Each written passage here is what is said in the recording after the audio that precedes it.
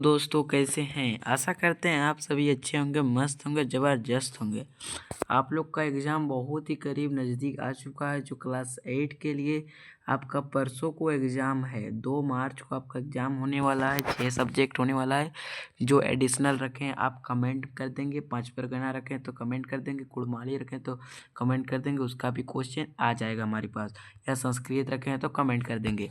तो वीडियो को देर न करते हुए शुरू करते हैं। आपका जो ये प्रीवियस क्वेश्चन है और मॉडल पेपर से हमारे यहाँ क्वेश्चन बनाया गया। जो क्वेश्चन ये आपका 2025 में पूछा गया क्वेश्चन था, उसी को क्वेश्चन मॉडल पेपर से क्वेश्चन उठाया गया, जो आपका एग्जाम में ज़रूर दिखने को मिलेंगे। और एक दिन पहले आपको ज़रूर से इस चैनल को सब्सक्राइब कर लीजिए, ताकि जिस दिन आपका एग्ज़ाम रहेगा उसके 4 बजे यहाँ पर हमारे इस चैनल पर उसका वीडियो अपलोड किया जाएगा। उस वीडियो को याद से ज़रूर आपको देखना है, क्योंकि वो वायरल क्वेश्चन लेकर आएंगे आपके लिए हम। तो इसलिए सब्सक्राइब कर लीजिए और वीडियो में बने रहिए। अब क्वेश्चन की ओर बढ़ते हैं। एकदम मस्त रहिए, ज़बरदस्त रहिए। एग्जाम में टेंशन लेने का नहीं है। हम जितना दिन है आपको सब क्वेश्चन आपको लिखवाया जाएगा। देखिए सबसे पहले तो आपका है पहला क्वेश्चन क्या है। देखिए वीडियो पसंद आए तो लाइक जरूर करें। 5 का गुणात्मक प्रतिलोम यानी व्युत्क्रम क्या होता है। 5 का होता है 1/5, यानी डी नंबर वाला करेक्ट आंसर हो जाएगा इसका। नेक्स्ट क्वेश्चन की ओर बढ़ते हैं। चलिए, गुणनफल 1 प्राप्त करने के लिए 7/23 को किससे गुना करना होगा। तो 7/23 से, सॉरी 7/23 को 23/7 से गुना करना होगा, तब जाके तो आएगा 1। देखिए जब 7/23 को गुना 23/7, ये 7 गया, ये 7 गया, ये 23, ये 3, यानी 1/1 बचे, यानी 1 लिखेंगे तो आंसर आ जाएगा। ठीक है, इसमें आपका सी नंबर वाला हो जाएगा। निम्नलिखित में से कौन वर्ग संख्या नहीं है। निम्नलिखित में से कौन वर्ग संख्या नहीं है। तो 12 जो है ना, 12 वो वर्ग संख्या नहीं है। 121 जो है वो 11 का वर्ग संख्या है, और ये दोनों भी वर्ग संख्या है। अब नेक्स्ट क्वेश्चन की ओर बढ़ते हैं। चलिए, 441 एवं 484 के बीच कितनी पूर्ण वर्ग संख्या है। 441 एवं 484 के बीच कितनी पूर्ण वर्ग संख्या है, आपको क्वेश्चन में पूछा गया। तो हमेशा याद रखेंगे 441 21 का है और 484 22 का है। ठीक है, यानी इसके बीच एक भी पूर्ण वर्ग संख्या नहीं, यानी शून्य हो जाएगा। ए नंबर वाला करेक्ट आंसर हो जाएगा। नेक्स्ट क्वेश्चन की ओर बढ़ते हैं। एक वर्गाकार फर्श जिसके एक किनारा 5 मीटर है, तो उसका फर्श का क्षेत्रफल ज्ञात करें। फर्श का क्षेत्रफल, वर्ग का क्षेत्रफल क्या होता है, ए स्क्वायर होता है, यानी 25 सेंटीमीटर, 25 मीटर आंसर आ जाएगा आपका आंसर। ठीक है, सॉरी 25 वर्ग मीटर आ जाएगा। हमेशा आपको याद रखना है, क्या याद रखना है आप लोग को, कि जहाँ पर भी क्षेत्रफल दिखा, क्षेत्रफल में आपका स्क्वायर लगता है, यानी 25 मीटर क्षेत्र स्क्वायर, यानी 25 वर्ग मीटर, यानी आपका सी नंबर वाला करेक्ट आंसर हो जाएगा। नेक्स्ट क्वेश्चन को बढ़ते हैं। -7 का क्यूब का मान क्या होगा, घन का मान क्या होगा, -7 का -343 हो जाएगा। ठीक है, अब नेक्स्ट क्वेश्चन देखिए, इतना का घनमूल क्या होगा।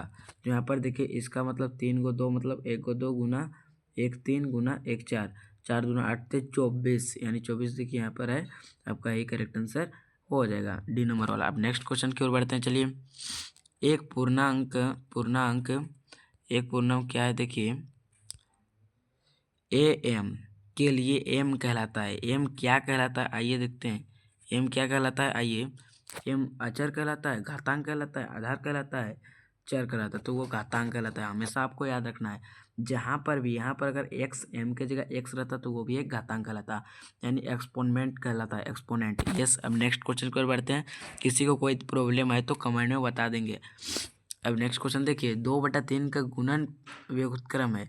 गुणन व्युत्क्रम क्या है, तो इसमें आपका हो जाएगा 3/2। गुणन व्युत्क्रम जहाँ भी आए आपको उसको उलट देना है। 2/3 का व्युत्क्रम 3/2 हो जाएगा। नेक्स्ट क्वेश्चन देखिए, ए एक का घातांक एम है इंटू बी का घातांक एम है, तो इसका क्या हो जाएगा, यानी हो जाएगा आपका ए बी,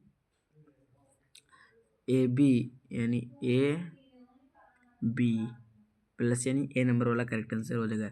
आपको इसमें ए नंबर वाला को लगा देना है। ठीक है, अब नेक्स्ट क्वेश्चन की ओर बढ़ते हैं। चलिए, नेक्स्ट क्वेश्चन क्या है। देखिए, यदि यदि 4a + b3 इक्वल टू 55, तो ए और बी के मान क्रमशः क्या है बोल रहा है। देखिए इसका हम लोग देखते हैं, ए और बी का मान क्या है बोल रहा है। 4a + B3 equal to 55। ये आपका क्वेश्चन है, ठीक है। इस क्वेश्चन को आप लोग हल कर लेंगे, आप लोग आंसर लिख लेंगे, क्योंकि अगर आपको अभी बना देते हैं तो वीडियो जो बहुत ही ज़्यादा क्वेश्चन है आपका लॉन्ग हो जाएगा। आपका एग्ज़ाम बहुत ही नज़दीक है, इसलिए आप लोग इसे घर में रिवीजन कर लेंगे। अब नेक्स्ट क्वेश्चन की ओर बढ़ते हैं। चलिए, यदि 2 3 4 गुना है ना, एक्स से गुना नहीं है, एक्स संख्या 6 से विभाजन है, तो एक्स का मान क्या होगा बोल रहा है। एक्स का मान क्या होगा बोल रहा है, तो इसको आप अच्छी तरह से बना लेंगे। कौन से संख्या विभाजन है, 6 से विभाजन है, देखिए उसको लिख दीजिए। ये आपका नहीं हो जाएगा, आपका इसमें करेक्ट आंसर, इसको विभाजन दे दीजिए ना, आपका आ जाएगा आंसर। क्या आंसर आ जाएगा, देखिए 6। 6 को हम लोग जब 2 3 4 और 6 से ऐसा काटते हैं तो कटाएगा 6 का 6। अब 6 के 6 तो 12 6 3 18 6 3 18 19 20 21 22 23 5 इधर आया, 6 ने 54, यानी आपका 6 नंबर वाला करेक्ट आंसर हो जाएगा। 6 नंबर ये आपका बी नंबर करेक्ट आंसर हो जाएगा। इसको आप बना लेंगे अच्छी तरह से, आपको भी शॉर्ट में हम बता दे रहे हैं। 4/x² का संख्यात्मक गुणांक क्या है। संख्यात्मक गुणांक क्या है, ये 4/7 है। अब नेक्स्ट क्वेश्चन देखिए, इतना का मान क्या होता है, a² प्लस b² होता है, यानी ये वाला आपका करेक्ट आंसर हो जाएगा। नेक्स्ट क्वेश्चन देखिए, a+2² का मान क्या है, होल स्क्वायर का मान क्या है, a² प्लस 4a है ना, 4a प्लस 4, ये आपका करेक्ट आंसर हो जाएगा। अब डी नंबर वाला करेक्ट आंसर हो जाएगा। अब नेक्स्ट क्वेश्चन देखिए, 5a² b का सार्वभौम गुणनखंड क्या है बोल रहा है। 5 सार्वभौम गुणनखंड यानी उसका पूरा सार्वभौम गुणनखंड आपका, इसमें करेक्ट आंसर हो जाएगा बी नंबर वाला, आपको बी नंबर में लगा देना है, ठीक। नेक्स्ट क्वेश्चन देखिए, इतना का गुणनखंड क्या है बोल रहा है। यहाँ पर आपको दिया गया है, इसका गुणनखंड क्या है आपको बोला गया है, तो इसमें आपका करेक्ट आंसर हो जाएगा x² जो कॉमन निकल गया इससे, और क्या बचा a+b इसमें बच चुका है, तो इसमें आपका करेक्ट आंसर हो जाएगा ये वाला। ये आपका सूत्र है, इसको आप लोग देख लेंगे अच्छी तरह से, ठीक है। आप लोग बना लेंगे, अभी टाइमिंग बहुत ही ज़्यादा लॉन्ग हो जाएगा वीडियो, आपको बहुत क्वेश्चन है, ये क्वेश्चन जरूर आएगा एग्जाम में, इसको रट लीजिए। एक रेखिक समीकरण के कितने हल हो सकते हैं, एक रेखिक समीकरण के कितने हल हो सकते हैं, तो इसमें आपको लगा देना है 2 हल हो सकते हैं, ठीक है। नेक्स्ट क्वेश्चन की ओर बढ़ते हैं। 5x + 7 = 2x + 8 का समीकरण हल कीजिए बोल रहा है। इसका समीकरण बनाइए आप लोग और आंसर निकालिए। तो देखिए 5x + -2x = देखिए यहाँ पर प्लस में है 2x तो बराबर के इस पर आने से माइनस हो जाता है। 8 है, 8 में -7 यानी 1 बचा, 5 में 2 जाने से 3x यानी x = 1/3, यानी ए नंबर वाला करेक्ट आंसर हो जाएगा। नेक्स्ट क्वेश्चन की ओर बढ़ते हैं। चलिए, 50 आमों के समूह में 40% आम पके आमों के समय लिखित है बोल रहा है। तो देखिए इसको आपको 50 × 40/100 यानी 5 चौके 20, डी नंबर वाला करेक्ट आंसर हो जाएगा। अब नेक्स्ट क्वेश्चन की ओर बढ़ते हैं। चलिए, बट्टे प्रतिशत वस्तु के देखिए बट्टे प्रतिशत वस्तु के अंकित मूल्य पर परिकलित किया जाता है, अंकित मूल्य पर परिकलित किया जाता है, यानी सी नंबर वाला करेक्ट आंसर हो जाएगा। अब देखिए x/y = k में k को कहते हैं, k को क्या कहा जाता है, भागफल कहा जाता है, इनमें से कोई नहीं कहा जाता है, गुणांक कहा जाता है, संस्थिरांक कहा जाता है, तो इसमें आपका संस्थिरांक कहा जाता है, सी नंबर वाला करेक्ट आंसर हो जाएगा। अब नेक्स्ट क्वेश्चन की ओर चलिए, यदि x और y दोनों प्रतिलोम अनुपात में हो तो क्या हो जाएगा आपका x y = k हो जाएगा, ये आपका डी नंबर वाला करेक्ट आंसर हो जाएगा। अब नेक्स्ट क्वेश्चन देखिए, यदि किसी चतुर्भुज के तीनों कोनों में से प्रत्येक कोण 90 डिग्री के बराबर हो तो चौथा कोण क्या होता है। चौथा कोण भी देखिए, चतुर्भुज के न तीनों कोण 90 डिग्री के बराबर है, तो चौथा कोण भी 90 डिग्री ही होगा। चतुर्भुज में हमेशा आपको ऐसा क्वेश्चन में आपको कंफ्यूज नहीं होना है, चतुर्भुज में हमेशा चारों कोण 90 डिग्री ही होता है, 90 डिग्री ही होता है, यानी 90 डिग्री हो जाएगा डी नंबर वाला। निम्न में से किस चतुर्भुज के लिए विकर्ण बराबर होता है, विकर्ण चतुर्भुज का होता है या समचतुर्भुज का होता है। नेक्स्ट क्वेश्चन देखिए, किसी षष्ठभुज के यानी षट्भुज का योग कितना होगा, तो इसमें आपका हो जाएगा 540 डिग्री हो जाएगा। निम्न में से किससे एक बहुफलक नहीं बनेगा? एक बहुफलक किससे नहीं बनेगा? दो त्रिभुज और 3 समांतर चतुर्भुज से। नेक्स्ट क्वेश्चन देखिए, किसी त्रिविमीय आकृति में शीर्ष नहीं होता है? शीर्ष क्या नहीं होता है? प्रिज्म होता है, गोला होता है, शंकु होता है, तो पिरामिड नहीं होता है। नेक्स्ट क्वेश्चन देखिए, आयत का क्षेत्रफल क्या होता है? आयत का क्षेत्रफल हमेशा आपको याद रखना है 2 × L+B होता है, 2 × L+B होता है। अब देखिए नेक्स्ट क्वेश्चन देखिए, वर्ग की एक भुजा की लंबाई 25 सेंटीमीटर है, तो इसका परिमाप ज्ञात करें। इसका परिमाप क्या होगा, आप लोग कमेंट में बताइए। इस बहुत ही इजी क्वेश्चन है, इसका परिमाप का आंसर आप कमेंट में बताएंगे। वैसी आकृति जिसकी 3 विमाएँ होती है उसे क्या कहते हैं? त्रिविमीय आकृति कहते हैं। और 2 विमाएँ होती है उसे क्या कहते हैं? द्विविमीय आकृति कहते हैं। एक्स भुजा वाले एक घन का क्षेत्रफल होगा, घन का क्षेत्रफल क्या होगा? इसमें आपका करेक्ट आंसर हो जाएगा 6x² हो जाएगा, ठीक है, पृष्ठ क्षेत्रफल।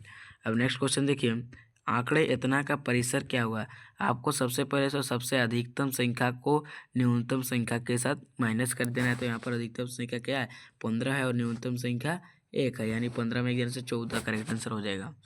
एक्स अक्ष से 3 इकाई की दूरी पर तथा वाई अक्ष से 6 इकाई की दूरी पर स्थित बिंदु के निर्देशांक हैं।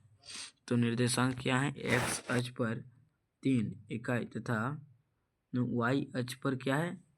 6। निर्देशांक क्या है बोल रहा है? एक्स अक्ष पे 3 और 6, यानी सी नंबर वाला करेक्ट आंसर हो जाएगा। नेक्स्ट क्वेश्चन देखिए, इतना का वर्गमूल क्या होगा बोल रहा है, तो आपका answer correct answer C number हो जाएगा।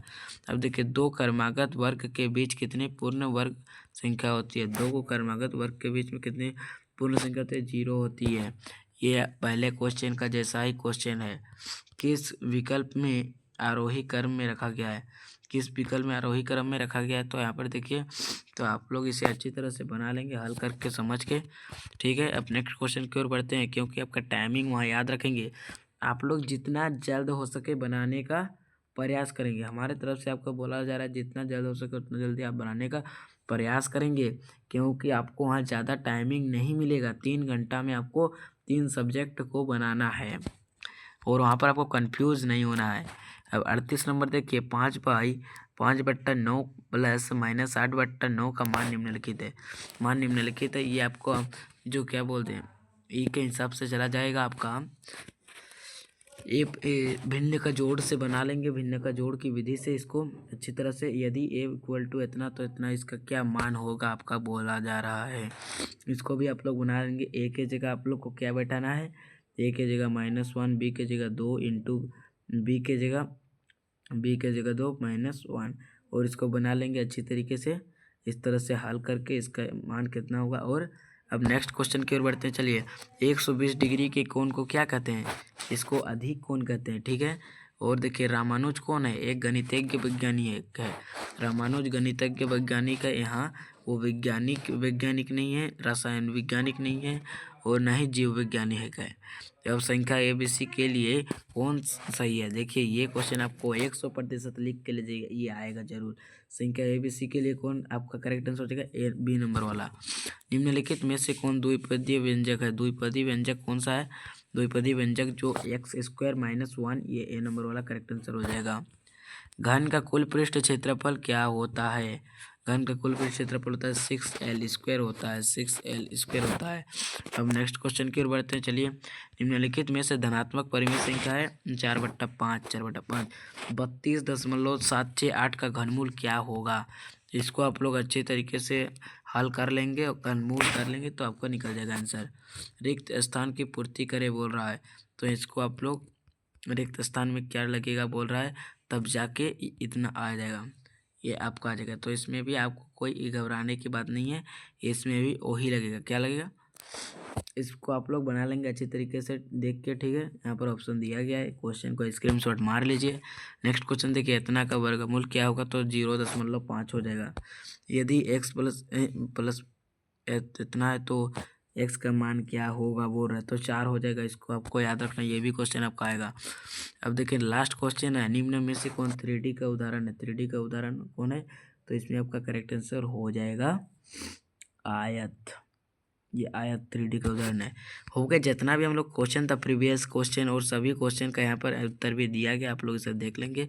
ठीक है, यहाँ पर स्क्रीनशॉट मार लीजिए, स्क्रीनशॉट मार लीजिए इसको। ठीक है, आपका जो आंसर के साथ हम लाए थे, ये जितना क्वेश्चन था आप लोग इसे अच्छी तरीके से देख लिए होंगे। आशा करते हैं आपको सब समझ में आया होगा, बना लेंगे। और आप लोग को कितना सही हुआ बताइए कमेंट में, और 2 क्वेश्चन का आंसर आपको बताने बोले वो भी बता दीजिए।